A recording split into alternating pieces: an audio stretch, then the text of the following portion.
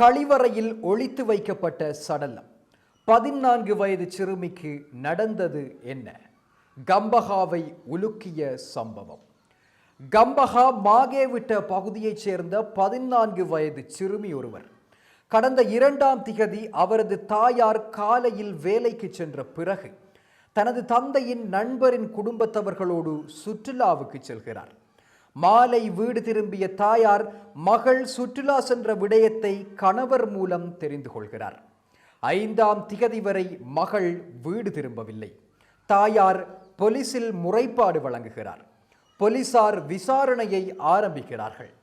அவர்கள் வசித்த வீட்டின் கழிப்பறை குழிக்குள்ளிருந்து போலீசாரால் மகள் சடலமாக மீட்கப்படுகிறாள். சுற்றுலா சென்ற சிறுமி வீட்டு கழிப்பறை குழிக்குள்ளிருந்து சடலமாக எப்படி வந்தாள்? சுற்றுலா கூட்டிச் சென்ற தந்தையின் நண்பர் யார்? சிறுமி ஏன் தாயாருக்கு தெரியாமல் சுற்றுலாவுக்கு சென்றாள்? சிறுமி உண்மையிலேயே சுற்றுலாவுக்குத்தான் சென்றாளா?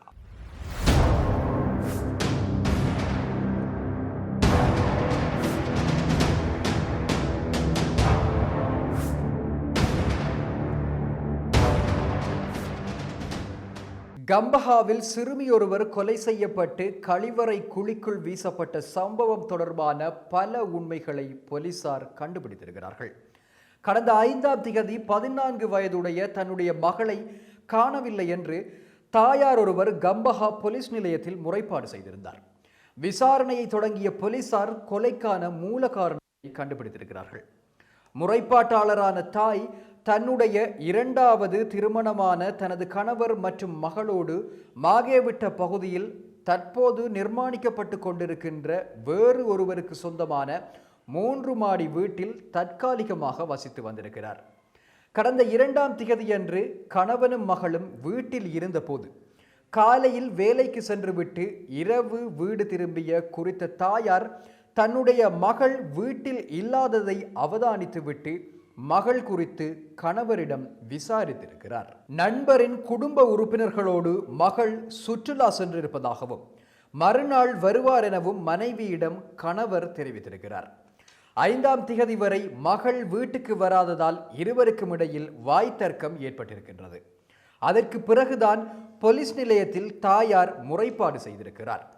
அங்கு சிறுமி காணாமல் போனது குறித்து தனது கணவர் மீது சந்தேகம் இருப்பதாகவும் தாயார் குறிப்பிட்டிருக்கிறார். அதற்கு பிறகு இந்த சம்பவம் தொடர்பில் போலீசார் விசாரணைகளை முடுக்கிவிட்டிருக்கிறார்கள். முறைப்பாட்டாளரின் 42 வயதுடைய கணவரை கைது செய்து விசாரணைகளை மேற்கொண்டிருக்கிறார்கள். அதற்கு பிறகுதான் உண்மை வெளிவர ஆரம்பித்தது. 2ஆம் திகதியன்று கணவன் அடகு வைத்த தங்க நகையை மீட்பதற்காக மகளிடம் பணத்தை கொடுத்துவிட்டு அந்த தங்க நகையை விடுவிக்க தந்தையுடன் செல்லுமாறு கூறிவிட்டு மனைவி வேலைக்கு சென்றிருக்கிறார். போதைக்கு அடிமையான கணவன் மகளிடம் நகையை அடகு எடுப்பதற்காக கொடுத்த பணத்தை கேட்டிருக்கிறார். மகள் பணத்தை கொடுப்பதற்கு மறுத்திருக்கிறார்.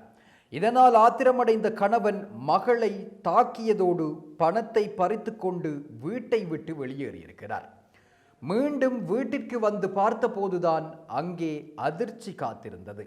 வீட்டிற்கு வந்த அவர் அடித்த இடத்திலேயே மகள் இறந்து போய் விழுந்து கிடப்பதை கண்டிருக்கிறார். செய்வதறியாது தடுமாறிய குறித்த நபர் சிறுமியின் சடலத்தை பைக்குள் போட்டு மூடி கட்டுமான பணிகளுக்கு மத்தியில் உள்ள வீட்டின் கழிப்பறை குழியில் வீசியிருக்கிறார். மேற்குறித்த விடயங்கள் அனைத்தும் காவல்துறையின் விசாரணையில் தெரிய வந்திருக்கிறது.